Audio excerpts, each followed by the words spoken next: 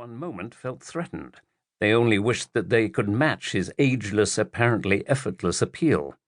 The actor and comedian Steve Lawrence summed it up neatly when he said, "When Cary walked into a room, not only did the women primp, the men straightened their ties."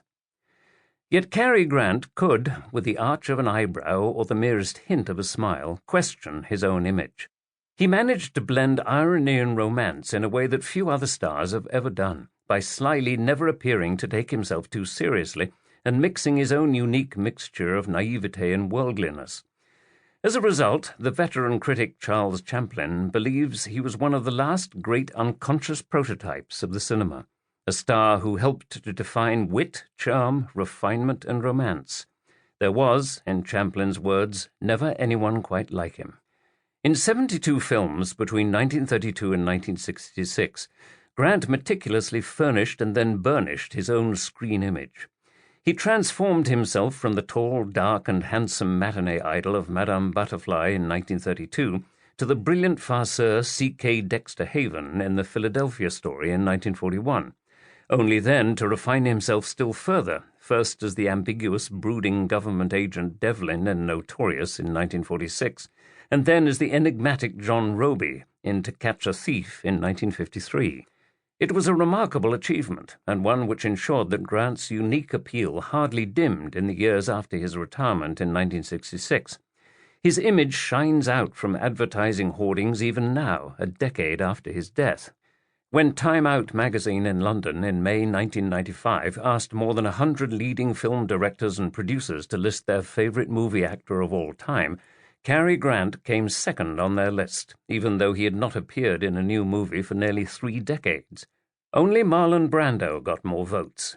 James Stewart, Robert Mitchum, Robert De Niro, Burt Lancaster, Spencer Tracy, and Humphrey Bogart were all considered less successful film actors than Cary Grant by a group of directors and producers as diverse as Pedro Almodovar, John Milius, Billy Wilder, Jeremy Thomas, Nick Powell, Stephen Frears, and Fred Zinnemann.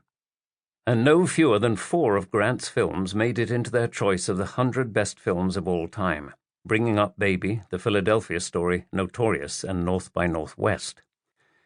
Over the years, some of Hollywood's greatest directors shared their view.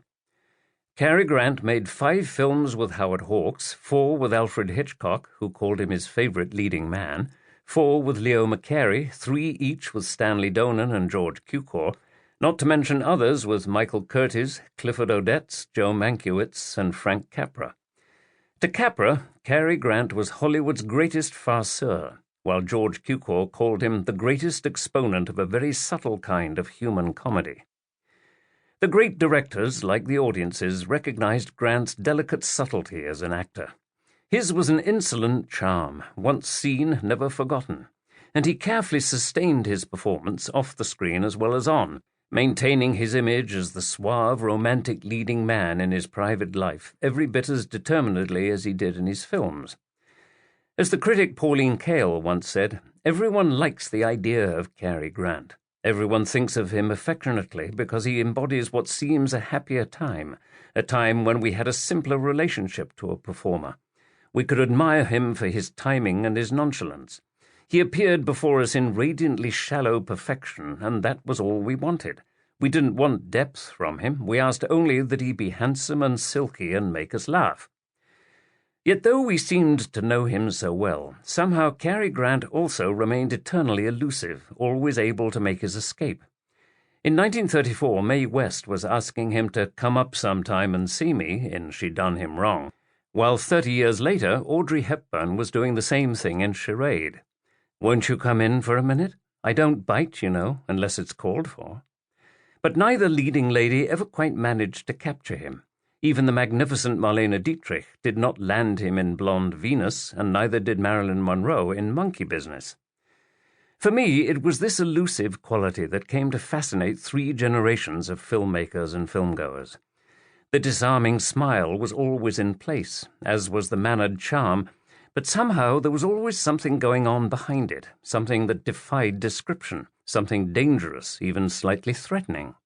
As Alfred Hitchcock once put it, there is a frightening side to Cary that no one can quite put their finger on. It was this darker, more mysterious side that Hitchcock himself